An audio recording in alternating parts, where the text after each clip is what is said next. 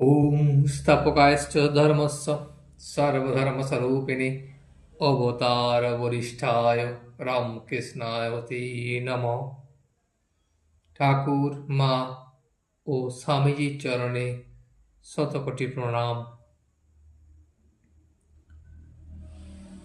সন্ধ্যা হইল। সিথির পণ্ডিত কিছুক্ষণ আগে চলিয়া গিয়াছেন। কালীবাড়িতে ঠাকুরদের আরতির বাজনা বাজিয়া উঠিল। ঠাকুর শ্রী রামকৃষ্ণ বিভিন্ন ঠাকুরদের নমস্কার করিতেছেন। তিনি ছোট্ট খাটটিতে বসিয়া উন্মনা হইয়া আছেন। কয়েকটি ভক্ত আসিয়া মেঝেতে বসিলেন। ঘর তখন পুরোপুরি নিস্তব্ধ। রাত্রি 1 ঘণ্টা হইয়াছে। ঈশান মুখোপাধ্যায় ও কিশোরী সেখানে আসিয়া উপস্থিত। তাহারা ঠাকুরকে প্রণাম করিয়া আসন গ্রহণ করিলেন।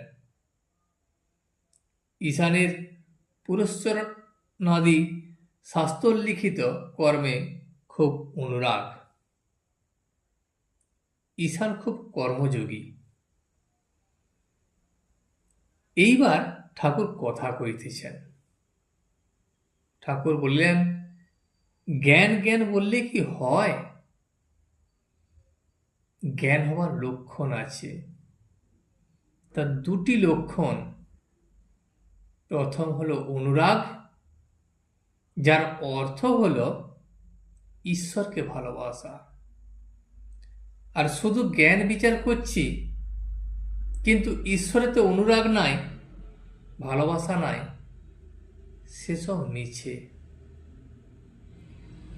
আরেকটি লক্ষণ হলো কুণ্ডলিনী শক্তির জাগরণ। কুলকুণ্ডলিনী যতক্ষণ নিদ্রিত থাকেন ততক্ষণ জ্ঞান হয় না। বসে বসে হয়তো বই পড়ে যাচ্ছি, বিচার করছি, কিন্তু ভিতরে কোনো ব্যাকুলতা নাই। সেটি জ্ঞানের কোনো লক্ষণ নয়। কুণ্ডলিনী শক্তির জাগরণ হলে ভাব শক্তি, প্রেম এইসব হয়।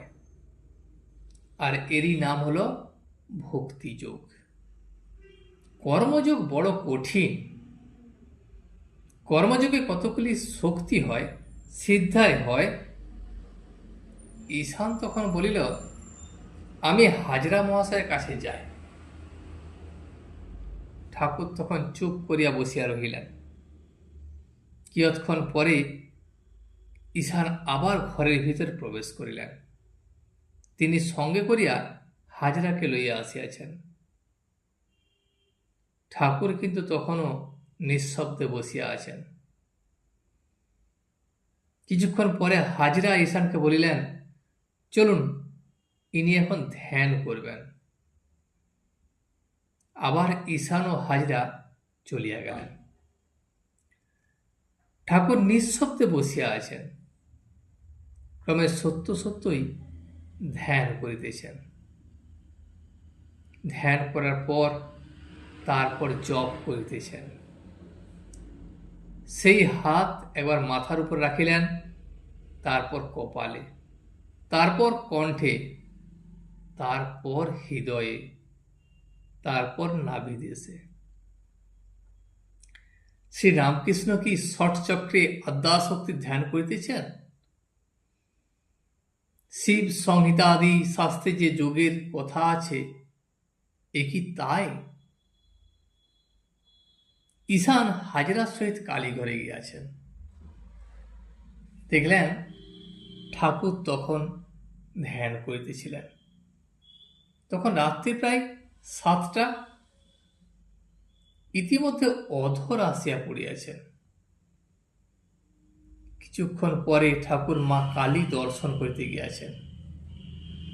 দর্শন করিয়া পাদপদ্ম হইতে নির্মাল্য লইয়া মস্তকে ধারণ করিলেন।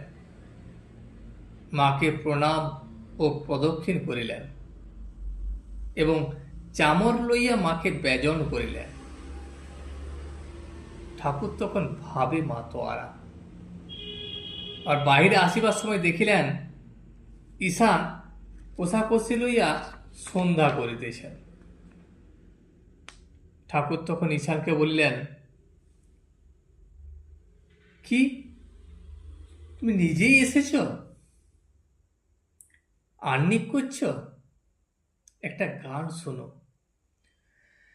ঠাকুর তখন ভাবে উন্মত্ত হইয়া ঈশানের কাছে বসিয়া মধুর কণ্ঠে গাইতেছেন, গয়া গঙ্গা প্রভা সাদি কাশী কাঞ্চি কেবা চায়, কালী কালী কালী বলে আমার অজপা যদি ফুরায়, ত্রিসন্ধ্যা যে বলে কালী পূজা সন্ধ্যা সে কি চায়, সন্ধ্যা তার সন্ধানে ফেরে কভু সন্ধি নাই পায়, দয়াব্রত দান আদি আর কিছু মনে লয়, মদনের যাগযজ্ঞ ব্রহ্মময়ী রাঙা পায়।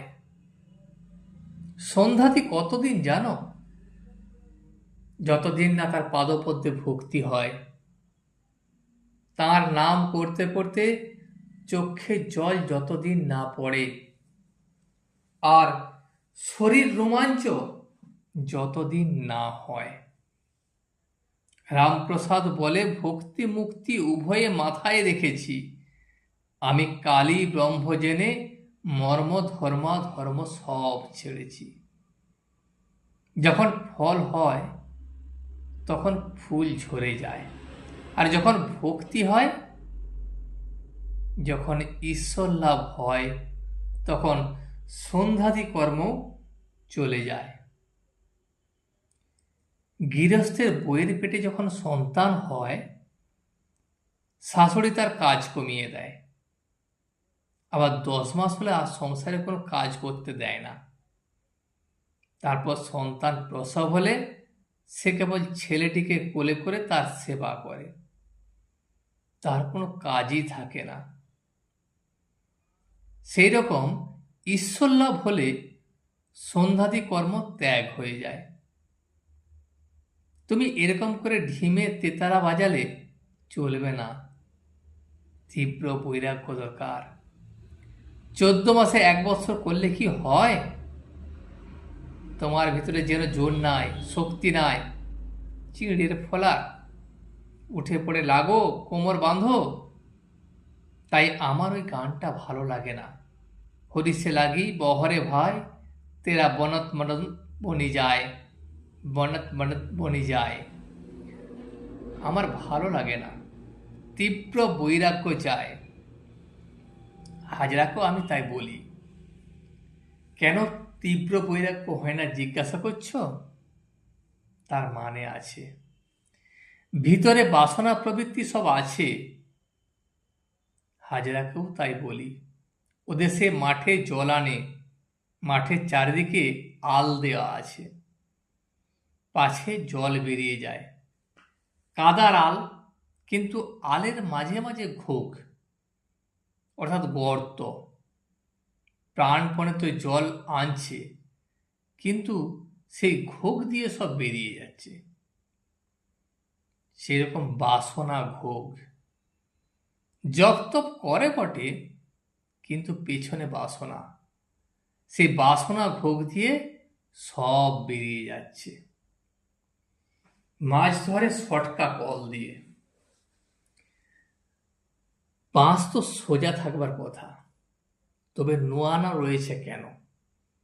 না মাছ ধরবে বলে, সেই বাসনা মাছ। তাই মন সংসারে নোয়ানো রয়েছে। বাসনা না থাকলে মনের সহজে ঊর্ধ্বদৃষ্টি হয় ঈশ্বরের দিকে। কিরকম জানো? নিক্তির কাঁটা যেমন কামিনী কাঞ্চনের ভার আছে বলে উপরের কাঁটা নিচের কাঁটা এক হয় না, তাই যোগ ভ্রষ্ট হয়। দীপশিখা দেখো নাই, একটু হাওয়া লাগলেই চঞ্চল হয়। যোগাবস্থা ঠিক দীপশিখার মতো, যেখানে হাওয়া নাই সেখানে সে সঠিকভাবে জ্বলে। মনটি ছড়িয়ে পড়েছে, কত গেছে ঢাকা, কতক গেছে দিল্লি, কতক গেছে কুচবিহার, সেই মনকে কুড়োতে হবে, সবকে কুড়িয়ে এক জায়গায় করতে হবে।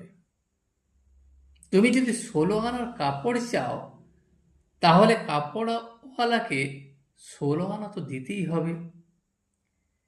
একটু বিঘ্ন থাকলে আর যোগ হবার জো নাই। টেলিগ্রাফের তারে যদি একটু ফুটো থাকে, তাহলে আর খবর পাওয়া যায় না। তা সংসারে আছে থাকলেই বা, কিন্তু কর্মফল সমস্ত ঈশ্বরকে সমর্পণ করতে হবে, নিজে কোনো ফল কামনা করতে নাই। তবে একটা কথা আছে, ভক্তি কামনা কামনার মধ্যে নয়।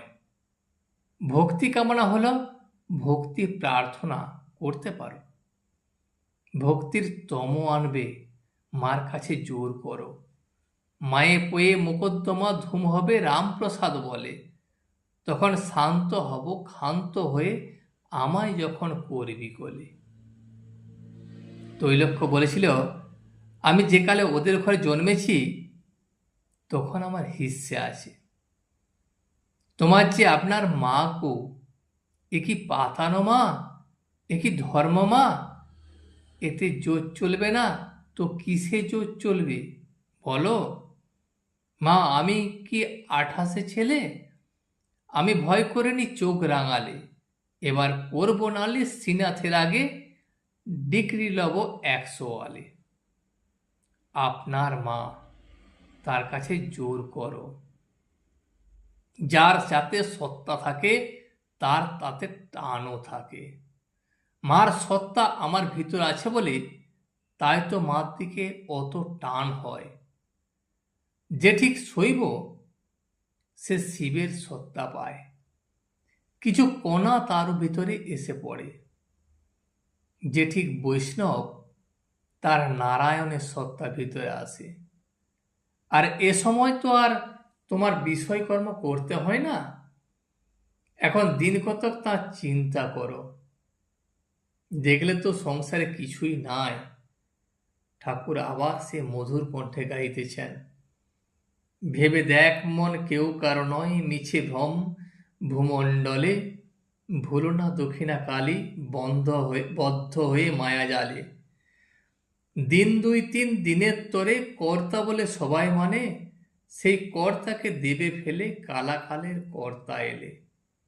যার জন্য মর ভেবে সে কি তোমার সঙ্গে যাবে, সেই প্রেয়সী দিবে ছড়া অমঙ্গল হবে বলে। আর তুমি সালিসি মডেলে সব কি করছো? লোকের ঝগড়া বিবাদ মিটাও। তোমাকে সালিসি ধরে শুনতে পায়, ও তো অনেকদিন করে আসছো, যারা করবে তারা করুক, তুমি এখন তার পাদপতি বেশি করে মন দাও। বলে লঙ্কায় রাবণ মূল, বেহুলা কেঁদে আকুল হলো। তার শম্ভুও বলেছিল, বলে হাসপাতাল ডিসপেন্সারি এসব করবে। লোকটা খুব ভক্ত ছিল, তাই আমি বললুম ভগবানের সাক্ষাৎকার হলে তখন কি বলবে, হাসপাতাল ডিসপেন্সারি চাইবে? আবার কেশব সেন বললে ঈশ্বর দর্শন কেন হয় না? তা বললাম যে লোকমান্য বিদ্যা এসব নিয়ে তুমি তো বেশ আছো, তাতে কি হয় না? ছেলে চুষি নিয়ে কতক্ষণ চষে, যতক্ষণ না তার মা আসে। লাল চুষি খানিকক্ষণ পরে চুষি ফেলে যখন চিৎকার করে, তখন মা ভাতের হাঁড়ি নামিয়ে ছুটে আসে। তুমি মোড়লি করছো, মা ভাবছে ছেলে আমার মরল হয়ে বেশ আছে, আছে তো থাক। ঈশান ইতিমধ্যে ঠাকুরের চরণ স্পর্শ করিয়া বসিয়া আছেন। চরণ ধরিয়া বিনীতভাবে বলিতেছেন, আমি যে ইচ্ছা করে এসব করি তা নয়। ঠাকুর তখন বললেন, তা জানি, সে মায়েরই খেলা, এরই লীলা। সংসারে বদ্ধ করে রাখা সে মহামায়ার ইচ্ছা। কি জানো, ভবসাগরে উঠছে ডুবছে কতই তরি, আবার ঘুড়ি লক্ষ্যে দুটো একটা কাটে, হেসে দাও মা হাত চাপড়ে। লক্ষ্যের মধ্যে দুই একজন মুক্ত হয়ে যায়, বাকি সবাই মার ইচ্ছায় বদ্ধ হয়ে আছে। চোর খেলা দেখো নাই, বুড়ির ইচ্ছা যে খোলটা খেলাটা চলে। সবাই যদি বুড়িকে ছুঁয়ে ফেলে তাহলে খেলা চলে না। তাই বুড়ির ইচ্ছা নয় যে সকলে তাকে ছোঁয়। আর দেখো বড় বড় দোকানে চালের বড় বড় ঠেক থাকে, ঘরের চাল পর্যন্ত উঁচু চাল থাকে, ডালও থাকে, কিন্তু পাছে ইঁদুরে খায়, তাই দোকানদার কুলোতে করে কতগুলো খই মুরগি রেখে দেয়। মিষ্টি লাগে আর ছোঁদা গন্ধ, তাই যত ইঁদুর সেই কুলোতে গিয়ে পড়ে। বড় বড় থেকে সন্ধান তারা পায় না। সেই রকম জীব কামিনী কাঞ্চনে মুক্ত হয়ে যায়, তারা আর ঈশ্বরের খবর পায় না, ওই ইঁদুরের মতো। আজ এই পর্যন্তই। ভিডিওটি শেষ পর্যন্ত দেখার জন্য আপনাকে অসংখ্য ধন্যবাদ। ভিডিওটি যদি আপনার ভালো লেগে থাকে তাহলে একটা লাইক, কমেন্ট এবং বন্ধুর সাথে শেয়ার করে দেবেন। সাবস্ক্রাইব করে পাশে থাকা বেল আইকনটি বাজিয়ে দেবেন, যাতে আপনাদের নতুন ভিডিওগুলি সর্বপ্রথম আপনার কাছে পৌঁছে যায়। জয় শ্রী রামকৃষ্ণ, জয় শ্রী রামকৃষ্ণ, জয় শ্রী রামকৃষ্ণ।